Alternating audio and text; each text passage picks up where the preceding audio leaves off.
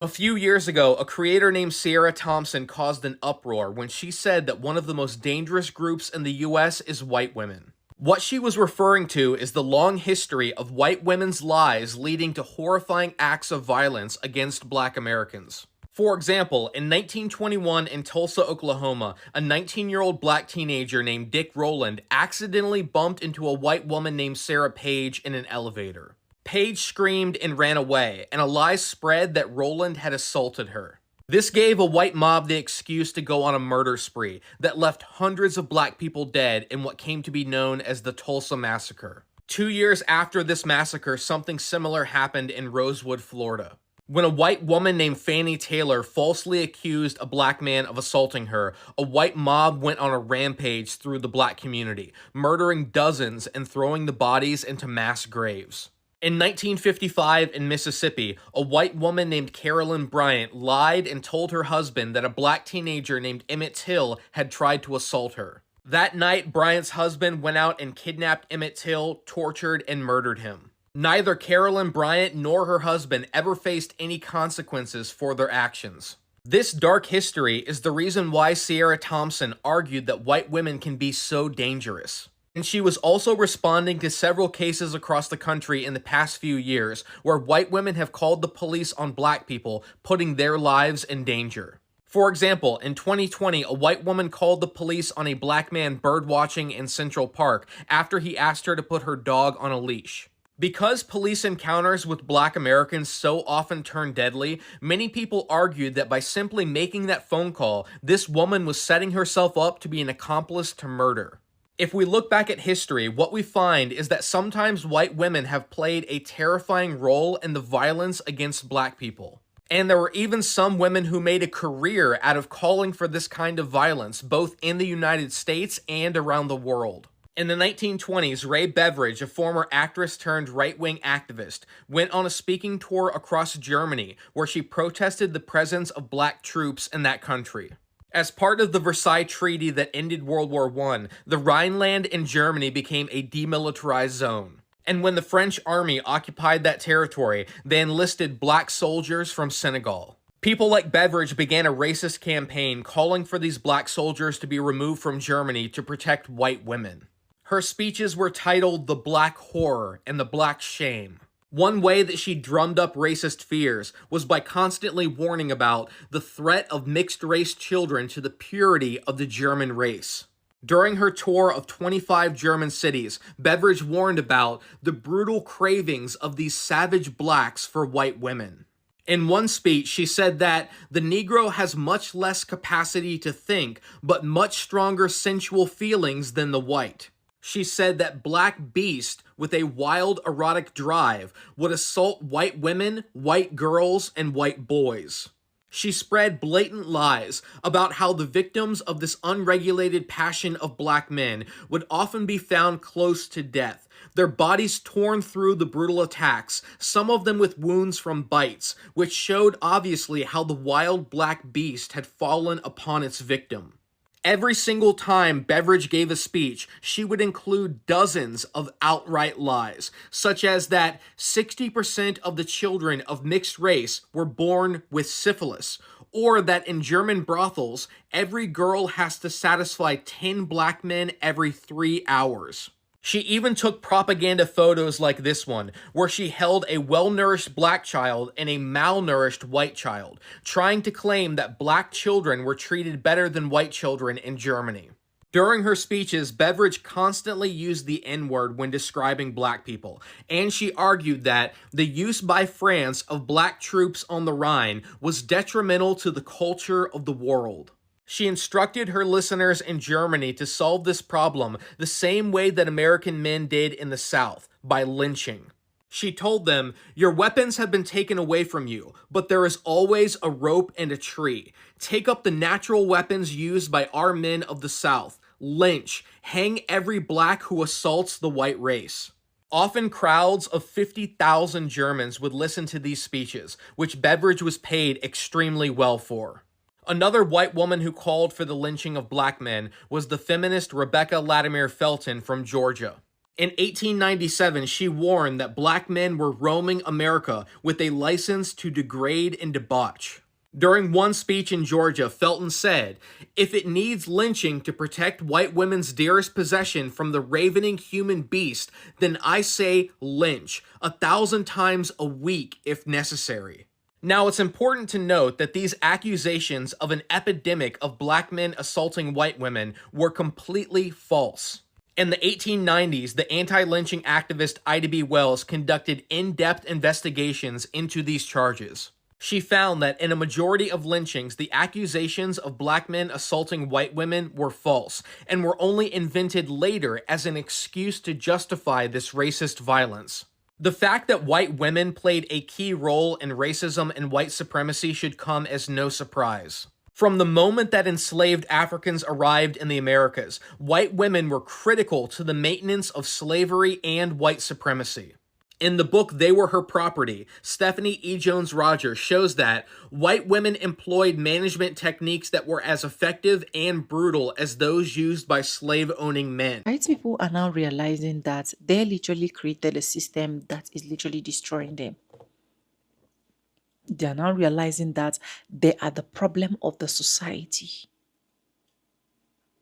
In today's video, we are going to be exploring more of that because I have a lot of videos for you guys to catch up on. I want to say welcome back to the channel. My name is Sonia. Subscribe, like, comment, and share. Credit to the original creators of every single clips and stitches we have in our today's episode. And I want to say a very big thank you to every single one of you liking, commenting, sharing, dropping super thanks. Also joining my membership. I do not take you guys for granted. You guys are absolutely the best. With that being said, let's dive right into more studies about this video. I'll be back with commentaries. Let's go watch, guys. White women actively participated in the slave market, profited from it, and used it for economic and social empowerment. The role of women in white supremacy hasn't gone away either. Ever since Trump won in 2016, many people have argued that his victory was rooted in white supremacy and racism. And white women played a key role in electing Trump in 2016 and 2024. Also, in the past few years, we've seen a disturbing rise in white women openly embracing anti-black racism and being proud of their potential to cause harm to black Americans. In 2018, Mississippi Senator Cindy Hyde-Smith told an audience that if she was invited to a public hanging, she'd be in the front row. Many people pointed out how disgusting this statement was, considering that Mississippi had the highest number of lynchings of black Americans in the country. For decades, 2 to 3 black people were publicly hanged or burned alive in Mississippi every week. In 2019, a white woman named Nancy Goodman was caught on camera calling a black woman a stupid N-word in a restaurant. When she was later asked about the incident, she said she would happily use that word again. More recently, a white woman named Shiloh Hendricks called a black child the N-word at a park in Minnesota. When she set up an online fundraiser, she raised over $600,000 from people who left comments like, "White unity will unite," "Whites stand strong," and "White rise." After this story spread around the world, a white woman named Lily Gaddis went on the Piers Morgan show, and she not only defended Shiloh Hendricks using this racial slur against a child, but she admitted that she frequently uses the N-word herself. When white women admit to using the N-word and take pride in their ability to weaponize their whiteness and put black lives in danger, they are following in a dark legacy in this country that goes back to the days of slavery and lynching. That's why it's been so disheartening to see some white women come on this app and talk about how they have black fatigue. Whenever any white person uses this phrase, we all know what they're really saying. Black fatigue is just another way of saying the N-word. And we've seen this kind of rebranding before. We saw how in the early 2000s, white people started using the word thug instead of the N-word. We've seen how racists used the term alt-right when they were really describing the same white supremacy this country has always dealt with. What's so troubling about this conversation around black fatigue is that it fits into a trend of white women gaining influence by using racist dog whistles. When people like Ray Beveridge spread her hatred in the 1920s, she reached thousands of people.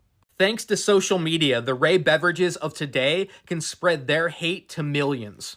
Now, I want to make it clear that by covering this information, I'm in no way saying that we should condemn all white women, or use this history to incite violence or hatred against any women.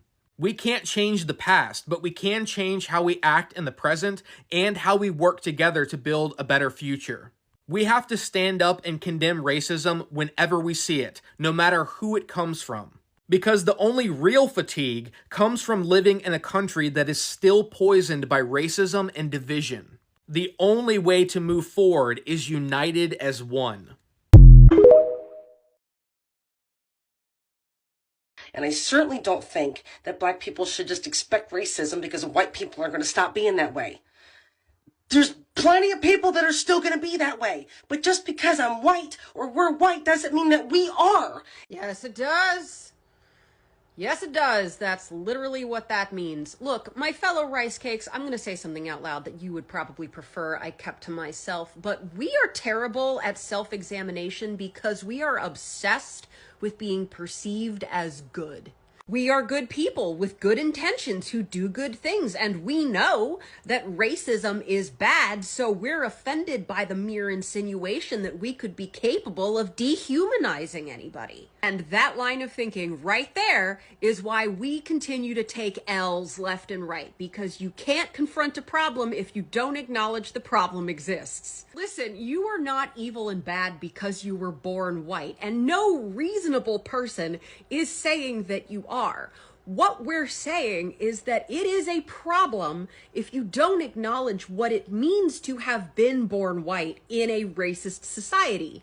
It is a problem if you're not willing to examine the privileges, I know we all hate that word, but the privileges, the benefits, and the means of insulation we inherit by virtue of being born white.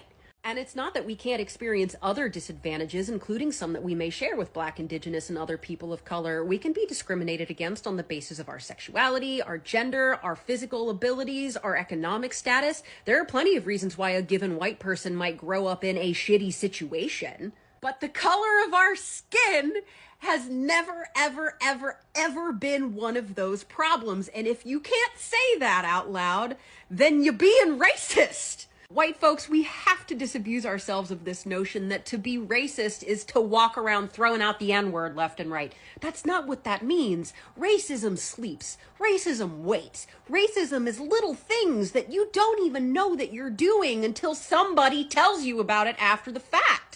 If you could always see racism from space, then we, and by we I mean white people and only white people, wouldn't have been so shocked over the last few years to discover that so many of our loved ones are big old racist bags of shit. Because one, racism is subtle, it sneaks up on you, it manifests in tiny ways, and two, we never had to interrogate those behaviors because we were insulated by racism.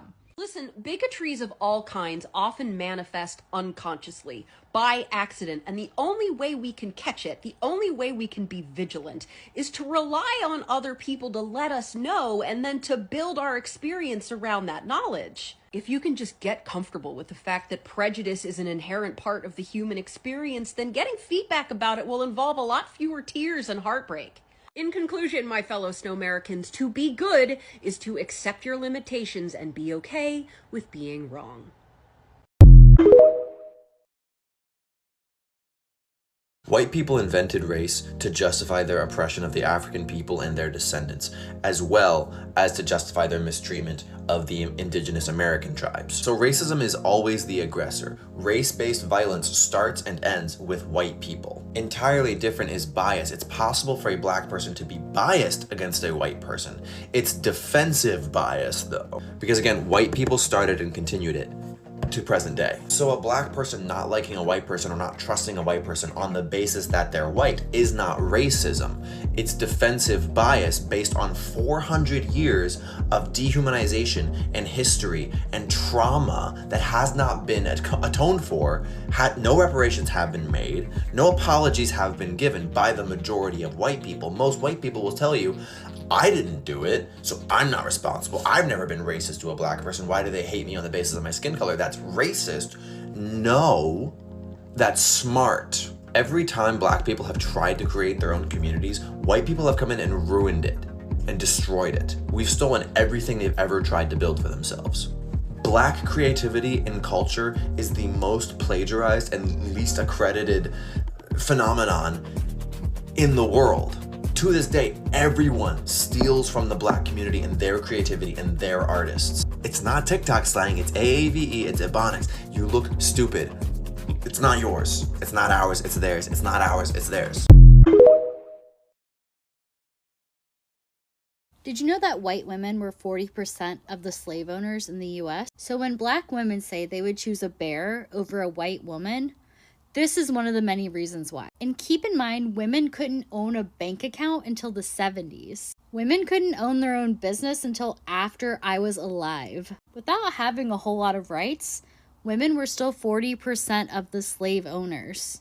And if you need more examples, during my time at corporate America, all of my biggest haters and dissenters were all white women, okay? Not the white men, white women, because we were taught that there's only so many positions for women at the top, and we had to fight each other for them. Rather than there being competition between like everyone at the company, women felt like they had to fight between themselves to get those spots. The majority of my biggest bullies in life have been older white women.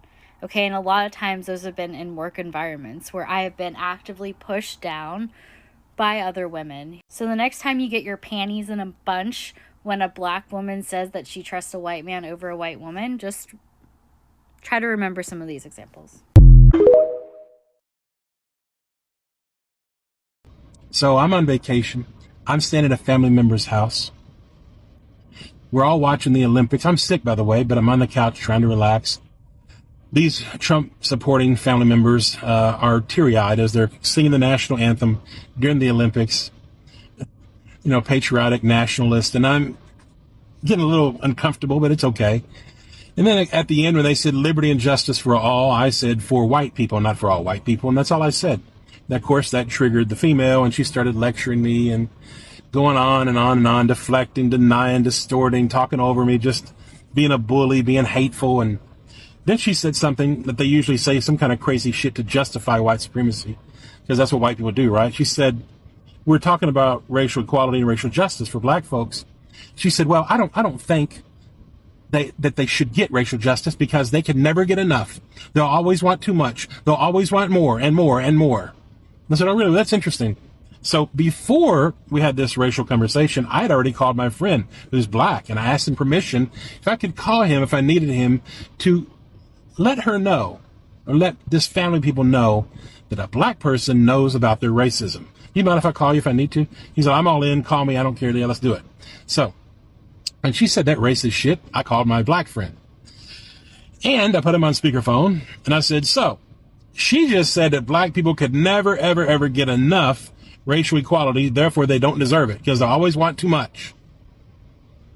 That woman, who I've known for many years, transformed into a carrot. She was triggered. It was, I swear to God, like a werewolf coming out. A grown woman literally had a complete insane breakdown. She started screaming uncontrollably, cussing me, this supposed Christian woman, in front of her children, and everybody in my family is saying the F word. Get that fuck out of my house! Screaming and jumping in a complete temper tantrum. So, so anyhow, she grabs my shit in this fit of rage as she cries victim. He's calling me a racist. I'm not going to be humiliated in front of black people. I'm not a racist. She grabs all my shit and just throws it in the fucking yard, scaring everybody in the house. I even thought she was going to assault me at one point. She didn't, thank God, because I'd have her arrested, but she did manage to kick me out of the house, throw all my shit out in the grass. So, you know, I got a hotel. I lost another family member. But you know what? I'll just add it to the fucking list of family members, friends, and coworkers that I've lost. Would I do it again? Hell fucking yes. Because at least she knows it made her question her morality racially, and it made her question the lies that she's living. And it forced her to fucking think about something that she didn't want to fucking think about. And the reason she got triggered is because for the first time in her life, she could not hide her racism from black people. That's why she got triggered. She had to face her own goddamn immorality and the own lies that she's living. It may not change her, I don't know if it will or not, but it'll let her know that racism is unacceptable. And that's what we have to do, folks. Hold white people accountable for their fucking racism. Now, you might want to time it right so you don't get kicked out of somebody's house or get assaulted, but hey, sometimes you got to do what you got to do, right? But anyhow, hold each other accountable, folks. That's what we have to do. Take care.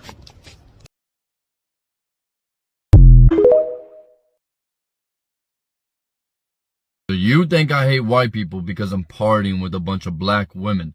First off, I've dated white women. Second, clearly I'm from a white family. I don't hate white people for the way they look. I hate the lies they taught me. I hate that they taught me that Jesus was white when that clearly wasn't fucking true. I hate that they taught me Columbus discovered this country when that wasn't fucking true. I hate the fact that they can't admit that the great-grandfather was a piece of shit for owning slaves, yet because he's part of their history or part of their family heritage, that makes it fucking okay when it's clearly fucking not. Now, when you flip the script, white people are the ones who hate on other races for the way they look, and they dehumanize them and put systems in place to oppress them. They steal their culture and profit off of it, and then they like to act like racism doesn't fucking exist. Nobody cares about how white people look. They care how they act, and their actions speak louder than their fucking words.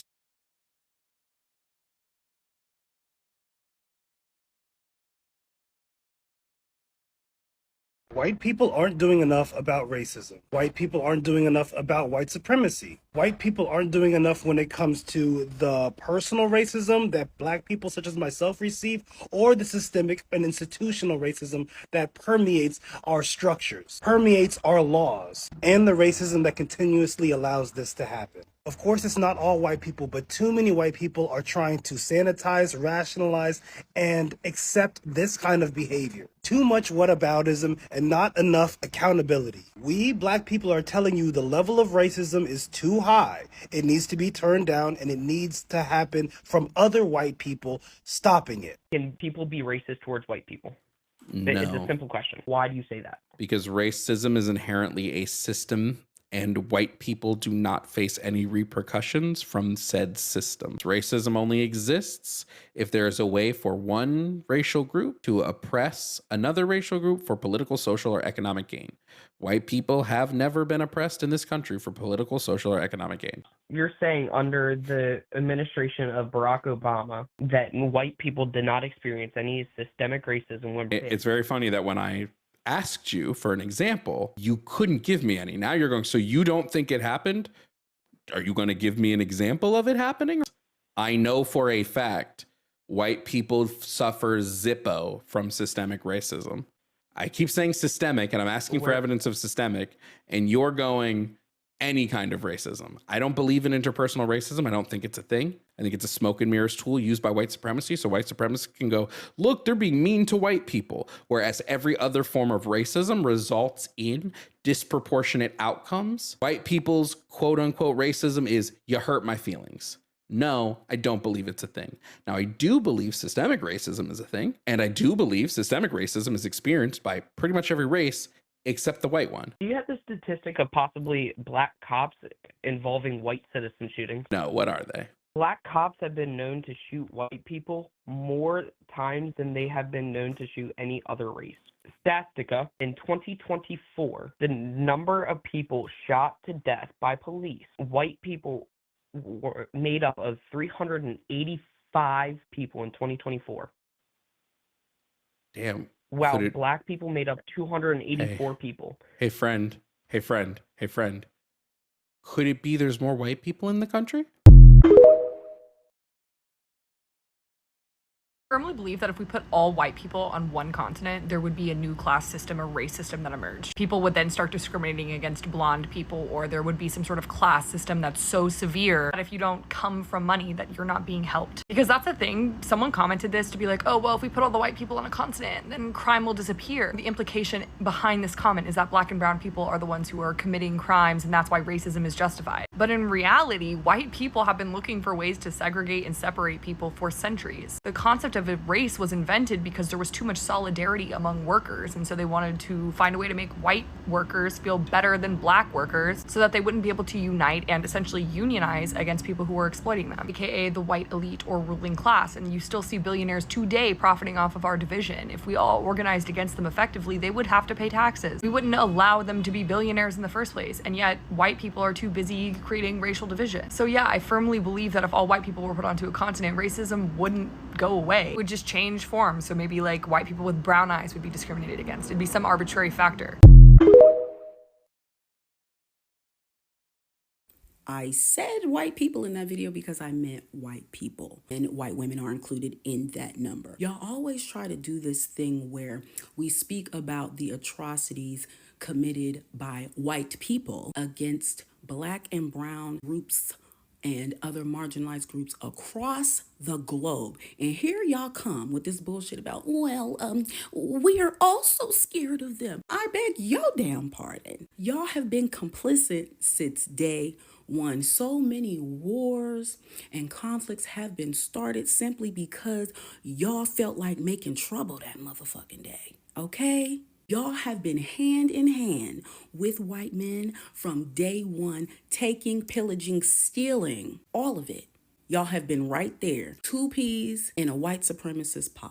And what's funny is there have been books written about the special kind of hell that enslaved black people endured at the hands of the master's wives. Why? Because the masters were not involved with the day-to-day. They had the money and they had the power because they were the men of the house. They were not dealing every day face-to-face, hand-to-hand with the folks that they enslaved. But you know who was? The wives, the mistress of the home was running all that shit. Every day face-to-face. Who were white women interacting with during times of enslavement? Who were white women choosing to nurse their children and raise their children? Y'all are in fear because you did clownery, and now the clown is coming back to bite. Y'all were a part of it, so y'all gonna get these consequences too. It's not just historically where y'all have chosen your race over your gender. It's recent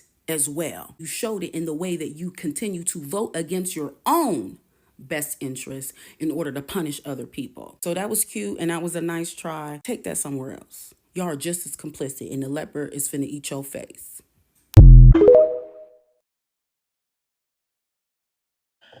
Anyways, welcome back, guys, and thank you so much for joining. So I've literally been making research upon research to see why white people can never desist, can never leave racism, why white people will always still be racist. And I found out that the system built it, their parents contributed, and white supremacy promotes it. Honestly, because if there should be a standard law and they are following the particular law of anybody that is being racist should be captured, jail, or sent to life imprisonment. I don't think a lot of these people will be bringing out their face. I uploaded a video yesterday where you see this white man carrying a protest, blah, blah, blah. And in that protest, it is written, black parents are failures. Like, without anything, he just have the audacity to look into black parents and say black parents are failures, knowing fully well that they are the main failures. They are the one that is creating the system that is drowning and destroying them. So a lot of them, or let me just say some few good white folks, are now coming into that realization that the system that they have built has never worked out for good for them. Now, black people continue to progress on their daily activity. Why them with this set system continue to go backward instead of moving forward? How do we stop the system? Now, how can you explain to me right now that a white man had a gun pointed at these kids advertising their business. Like, let that make sense to me. Even trying his possible best to challenge this kid, but I'm so happy how calm, how matured these kids play. And that is why I keep saying age is just a number. Honestly, for someone to be matured is just a number. A lot of people are older out there, but don't even know what maturity is. What you should be teaching your children. You left your house coming outside with GUN, a pew pew in your hand. And then if anything happened, you said, oh, it's misfired. Who gave these people this license? Honestly. And I feel like that is why I don't blame some countries that they don't give you license to GUN, guns. I'm happy that they don't give you license to that. At least this type of thing should be whenever someone is attacking you, probably someone wants to shoot you and you want to now defend yourself, or probably someone came to rob you and you want to. There are different scenarios where you can use this GUN, these people. Not seeing teenagers, children that are promoting their business, trying to sort out life for themselves, and you're coming to their face and challenging them. Their system has really destroyed America. The white folk system has really dragged America backward. Their system has really made America look the opposite direction. America was one place that every single person love.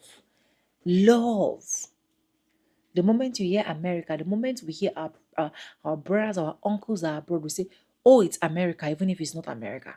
But now these white folks have literally destroyed every single thing that black people have built, that black people have created, that black people has invented, just because of their silly art of racism. Now they are regretting. Now they are understanding that it's not profitable. Now some of them are calling each other accountable. Leave this thing called racism. There is no gain in it. It's not profitable. It's not. But we still have some of them that no matter how you preach, no matter how you talk, they literally do not care. They will still have to keep being that racist person. Let me know what you think in the comment section. Credit to the original creators of every single clips and stitches we have in our today's episode. I want to say a very big thank you to every single one of you liking, commenting, sharing, dropping super thanks. Also joining my membership. I do not take you guys for granted. You guys are absolutely the best. And yes, guys, with that being said, with no further ado, I do like I always say in my videos, I'm going to be saying bye, and I'll see you guys in my next one. For now, bye guys. I love you guys. And stay tuned. Bye.